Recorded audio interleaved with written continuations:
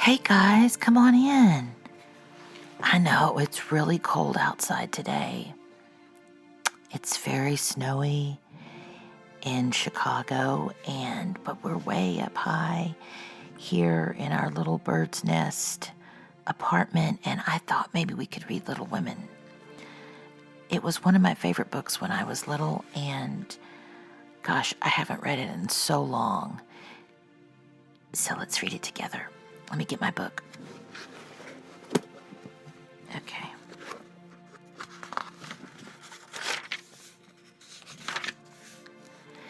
Little Women by Louisa May Alcott. Chapter 1.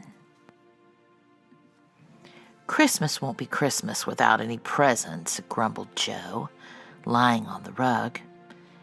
It's so dreadful to be poor, sighed Meg, looking down at her old dress. I don't think it's fair for some girls to have plenty of pretty things and other girls nothing at all, added little Amy with an injured sniff. We've got father and mother and each other, said Beth, contentedly from her corner. The four young faces on which the firelight shone brightened at the cheerful words, but darkened again as Jo said sadly, We haven't got father, and shall not have him for a long time. She didn't say perhaps never, but each child silently added it, thinking of father far away where the fighting was. Nobody spoke for a minute. Then Meg said in an altered tone, You know the reason Mother proposed not having any presents this Christmas was because it was going to be a really hard winter for everyone, and she thinks we ought not to spend money for pleasure when our men are suffering so in the army. We can't do much, but we can make our little sacrifices, and ought to do it gladly. But I'm afraid I don't. And Meg shook her head, as though she thought regretfully of all of the pretty things she wanted. But I don't think the little we should spend would do any good. We've each got $1, and the army wouldn't be much helped by our giving that. I agree not to expect anything from Mother or you, but I do want to buy Undine and Centrum for myself. I've wanted it so long, said Jo, who was a bookworm. I plan to spend mine in new music, said Beth, with a little sigh, which no one heard but the hearth brush and kettle holder. I shall get a nice box of Faber's drawing pencils. I really need them, said Amy decidedly. Mother didn't say anything about our money, but she won't wish us to give up everything. Let's each buy what we want and have a little fun. I'm sure we work hard enough to earn it, cried Jo, examining the heels of her shoes in a gentlemanly manner. I know I do, teaching those tiresome children nearly all day when I'm longing to enjoy myself at home, began Meg in the complaining tone again. You don't have half such a hard time as I do, said Jo. How would you like to be shut up for hours with a nervous, fussy old lady who keeps you trotting, is never satisfied, and worries you till you're ready to fly out the window or cry? It's naughty to fret, but I do think washing dishes and keeping things tidy is the worst work in the world. It makes me cross, and my hands get so stiff. I can't practice well at all, said Beth, and looked at her rough hands with a sigh that anyone could hear at that time. I don't believe any of you suffer as I do, cried Amy. For you don't have to go to school with impertinent girls who plague you if you don't know your lessons and laugh at your dresses and label your father if he isn't rich and insult you when your nose isn't nice. If you mean libel, I'd say so, and not talk about labels as if Papa was a pickle bottle, advised Jo, laughing.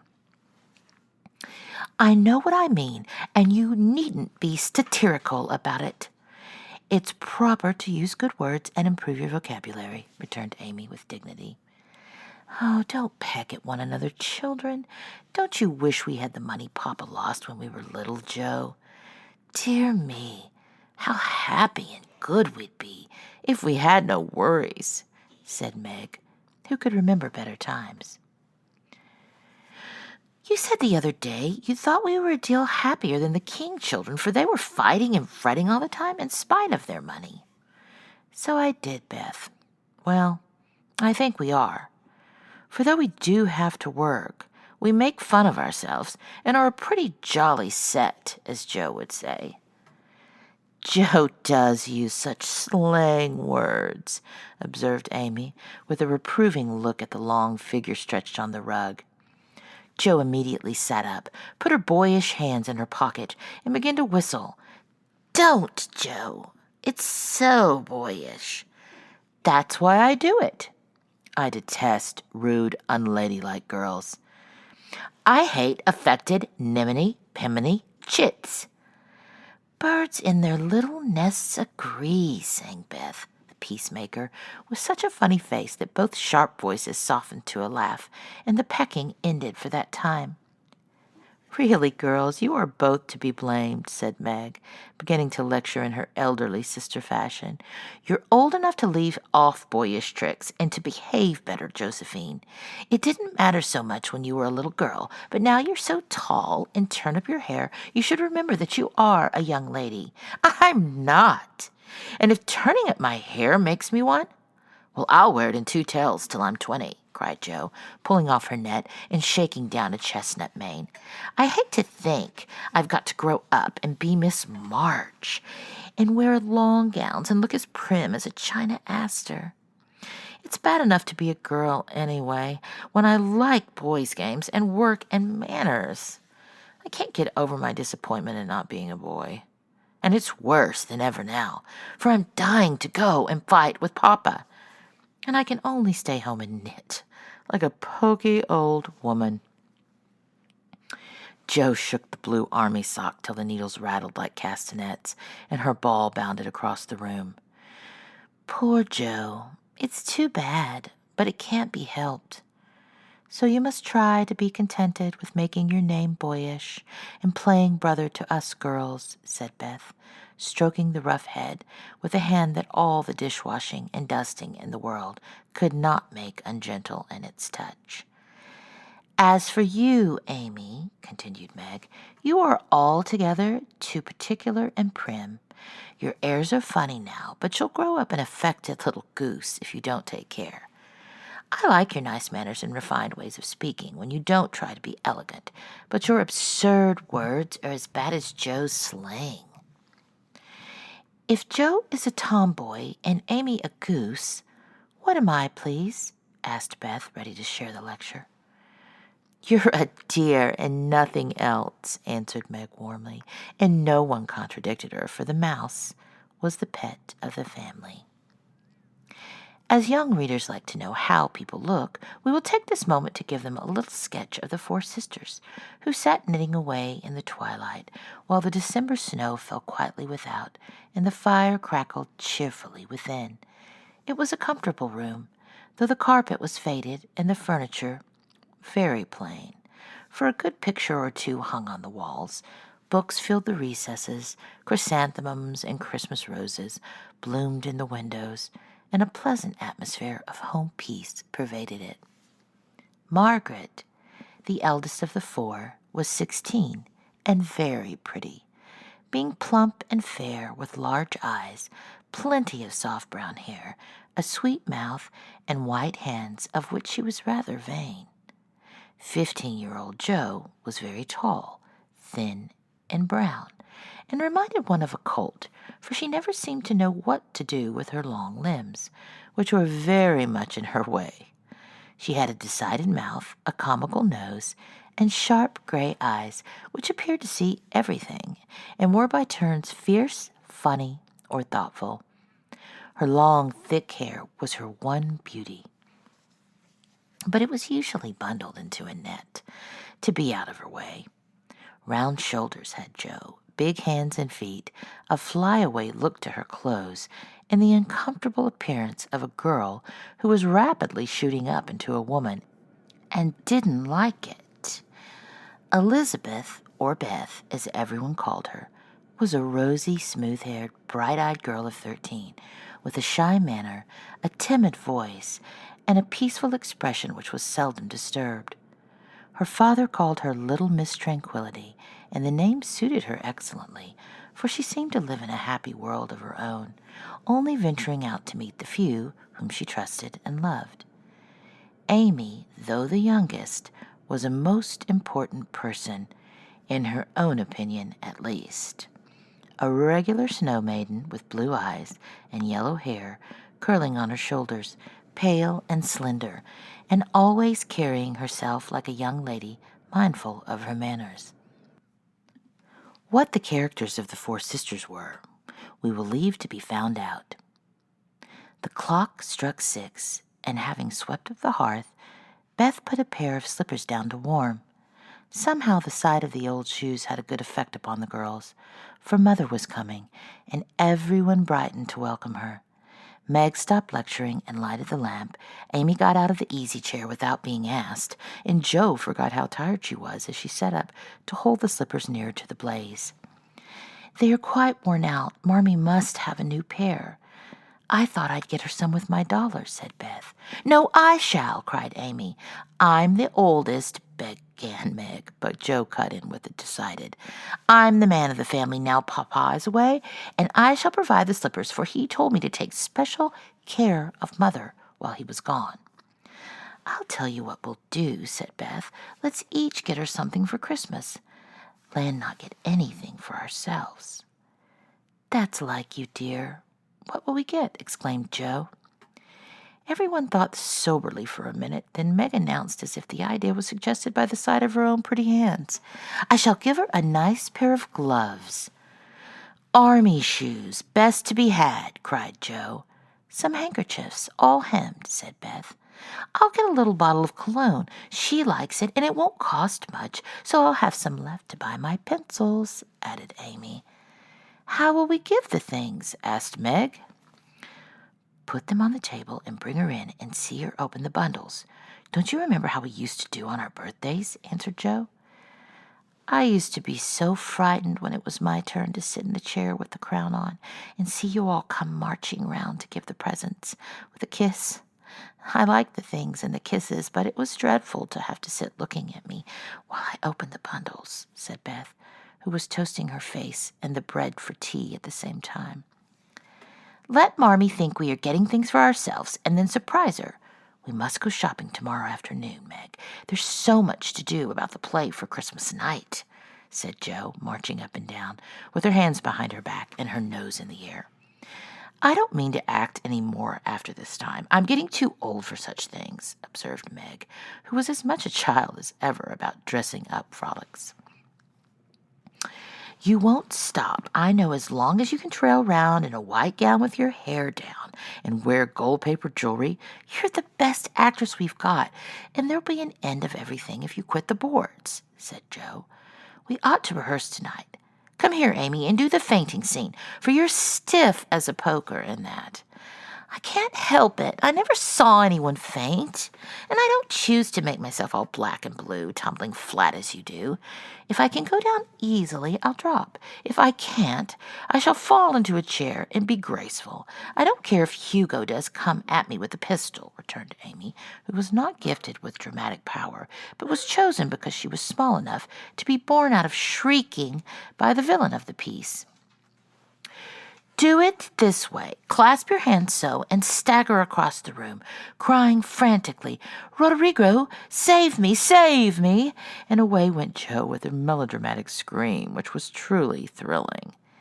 Amy followed, but she poked her hands out stiffly before her and jerked herself along as if she went by machinery, and her owl was much more suggestive of pins being run into her than of fear and anguish. Jo gave a despairing groan, and Meg laughed outright, while Beth let her bread burn as she watched the fun with interest. "It's no use. Do the best you can when the time comes, and if the audience laughs, don't blame me. Come on, Meg." Things went smoothly, for Don Pedro defied the world in a speech of 2 pages without a single break. Hagar, the witch, chanted an awful incantation over her kettleful of simmering toads, with weird effect, and Roderigo rent his chains asunder manfully, and Hugo died in agonies of remorse and arsenic, with a wild ha-ha. "It's the best we've had yet," said Meg, as the dead villain sat up and rubbed his elbows. "I don't see how you can write and act such splendid things, Joe. You're a regular Shakespeare," exclaimed Beth, who firmly believed that her sisters were gifted with wonderful genius in all things. "Not quite," replied Joe modestly. "I do think The Witch's Curse, an operatic tragedy, is rather a nice thing, but I'd like to try Macbeth if we only had a trap door for Banquo. I always wanted to do the killing part." "Is that a dagger that I see before me?" muttered Jo, rolling her eyes and clutching at the air as she'd seen a famous tragedian do. "No, it's the toasting fork with Mother's shoe on it instead of the bread." "Best stage struck," cried Meg, and the rehearsal ended in a general burst of laughter. "Glad to find you so merry, my girls," said a cheery voice at the door, and actors and audience turned to welcome a tall, motherly lady with a "Can I help you" look about her, which was truly delightful. She was not elegantly dressed, but a noble-looking woman, and the girls thought the gray cloak and unfashionable bonnet covered the most splendid mother in the world. "Well, dearies, how have you got on today? There was so much to do getting the boxes ready to go tomorrow that I didn't come home to dinner. Has anyone called Beth? How's your cold, Meg? Joe, you look tired to death. Come and kiss me, baby." While making these maternal inquiries, Mrs. March got her wet things off, her warm slippers on, and sitting down in the easy chair, drew Amy to her lap, preparing to enjoy the happiest hour of her busy day. The girls flew Meg about, trying to make things comfortable, each in her own way. Meg arranged the tea table, Jo brought wood and set chairs, dropping, overturning, and clattering everything she touched. Beth trotted to and fro between parlor kitchen, quiet and busy, while Amy gave directions to everyone as she sat with her hands folded. As they gathered about the table, Mrs. March said with a particularly happy face, "I've got a treat for you after supper." A quick, bright smile went round like a streak of sunshine.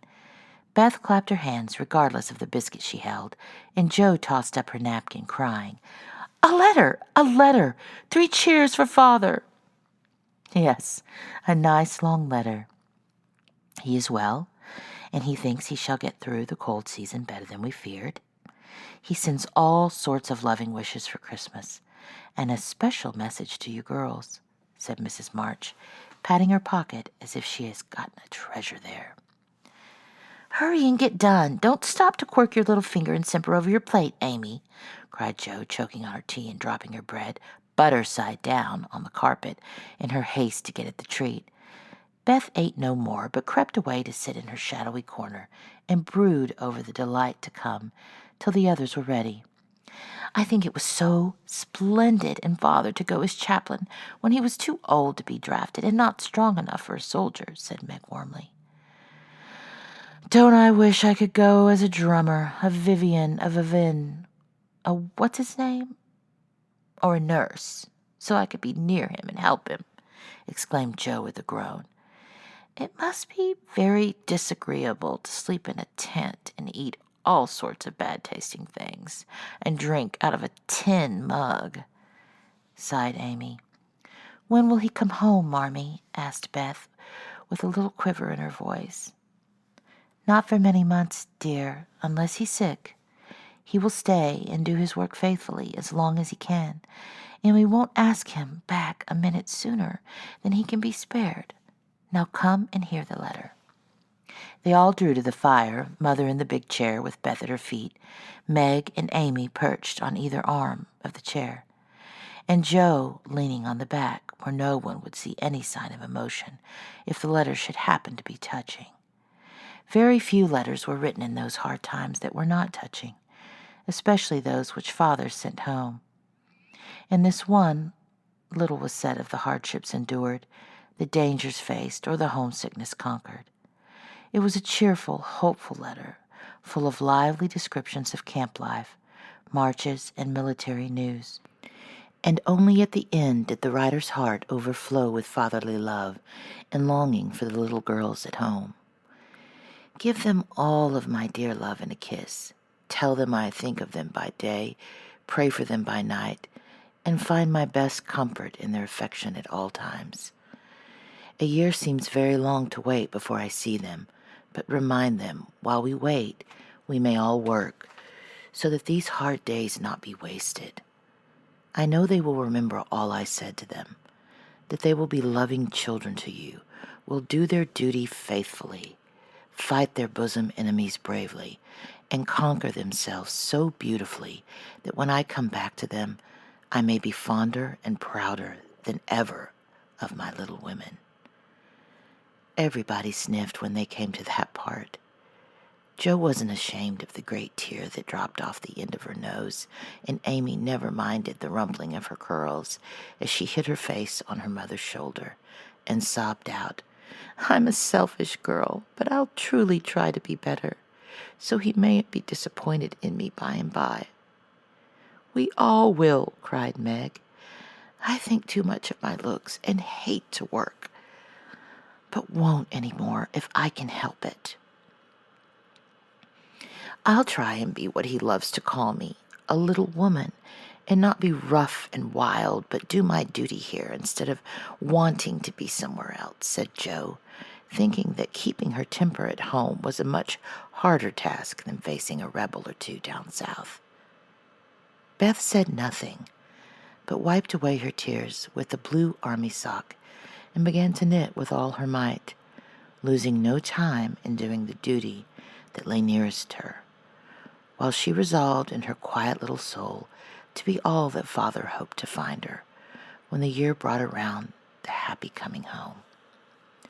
Mrs. March broke the silence that followed Jo's words by saying in her cheery voice, "Do you remember how you used to play Pilgrim's Progress when you were little things? Nothing delighted you more than to have me tie my piece bags on your backs for burdens, give you hats and sticks and rolls of paper, and let you travel through the house from the cellar, which was a city of destruction, up to the housetop, where you had all the lovely things you could collect to make a celestial city. What fun it was, especially going by the lions, fighting Apollon, and passing through the valley where the hobgoblins were," said Jo. "I liked the place where the bundles fell off and tumbled downstairs," said Meg. "I don't remember much about it, except that I was afraid of the cellar and the dark entry, and always liked the cake and milk we had up at the top. If I wasn't too old for such things, I'd rather like to play it over again," said Amy, who began to talk of renouncing childish things at the mature age of 12. "We never are too old for this, my dear, because it is a play we are playing all the time in one way or another. Our burdens are here, our road is before us, and the longing for goodness and happiness is the guide that leads us through many troubles and mistakes to the peace, which is a true celestial city. Now, my little pilgrims, suppose you begin again, not in play, but in earnest, and see how far on you get before Father comes home." "Really, Mother? Where are our bundles?" asked Amy, who was a very literal young lady. "Each of you told what your burden was just now, except Beth. I rather think she hasn't got any," said her mother. "Yes, I have. Mine is dishes and dusters, and envying girls with nice pianos and being afraid of people. Beth's bundle was such a funny one that everyone wanted to laugh, but nobody did, for it would have hurt her feelings very much." "Let's do it," said Meg thoughtfully. "It is only another name for trying to be good, and the story may help us, for though we do want to be good, it's hard work and we forget and don't do our best. We were in the slough of despond tonight, and Mother came and pulled us out as help did in the book, We ought to have our roll of directions like Christian. What shall we do about that? Asked Joe, delighted with the fancy, which lent a little romance to the very dull task of doing her duty.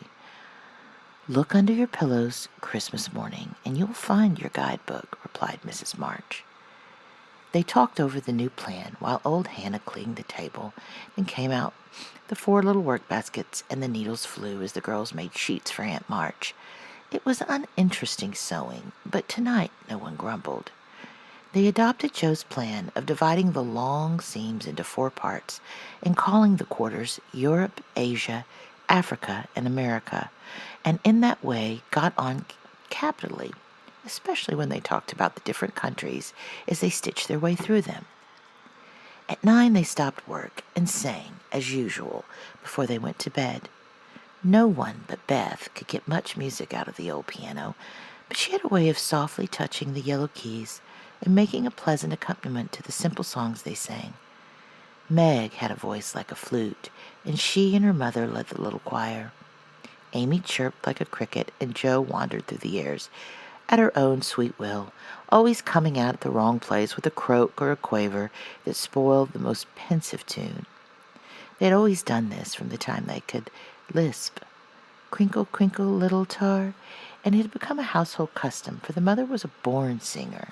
The first sound in the morning was her voice as she went about the house, singing like a lark, and the last sound at night was the same cheery sound, for the girls never grew too old for that familiar lullaby.